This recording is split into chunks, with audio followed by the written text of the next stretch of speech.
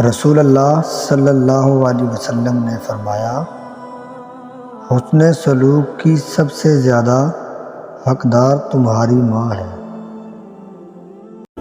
رسول اللہ صلی اللہ علیہ وسلم نے فرمایا، اگر لوگوں کو فجر اور عشاء کی نماز کا ثواب معلوم ہو جائے تو وہ گھٹنوں کے بل گھسیٹتے ہوئے مسجد میں آئیں گے۔ حضرت محمد صلی اللہ علیہ وسلم نے فرمایا، جو شخص جوانی میں نکاح کر لیتا ہے تو شیطان چیخ اٹھتا ہے، ہائے افسوس، اس نے مجھ سے اپنا دین بچا لیا۔ حضرت محمد صلی اللہ علیہ وسلم نے فرمایا، مزدور کو اس کا پسینہ خشک ہونے سے پہلے اس کی مزدوری دے دو۔ حضرت محمد صلی اللہ علیہ وسلم نے فرمایا، اس آدمی سے بہتر کسی نے نہیں کھایا جس نے اپنے ہاتھ کی کمائی سے کھایا۔ کاش کوئی جمعہ ایسا بھی ہو جو میں مدینے میں ادا کروں۔ جمعہ مبارک۔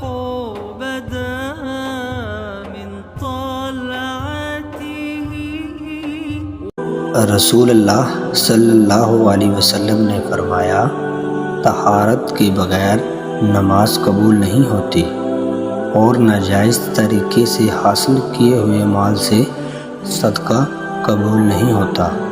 حضرت ابوبکر رضی اللہ تعالیٰ عنہ کا ایک غلام تھا جو روزانہ انہیں کچھ کمائی دیا کرتا تھا اور حضرت ابوبکر رضی اللہ تعالیٰ عنہ اسے اپنی ضرورت میں استعمال کیا کرتے تھے۔ ایک دن وہ غلام کوئی چیز لایا اور حضرت ابوبکر رضی اللہ تعالیٰ عنہ نے بھی اس میں سے کھا لی۔ پھر غلام نے کہا، آپ کو معلوم ہے یہ کیا کیسی کمائی سے ہے؟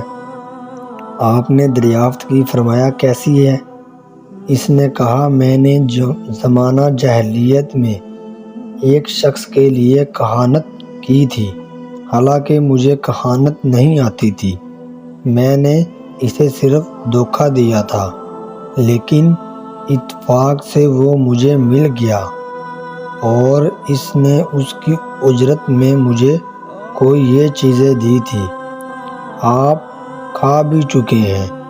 حضرت ابوبکر رضی اللہ تعالیٰ عنہ نے یہ سنتے ہی اپنے ہاتھ میں منہ ڈالا اور پیٹ کی تمام چیزیں تہہ کر کے نکال دیں۔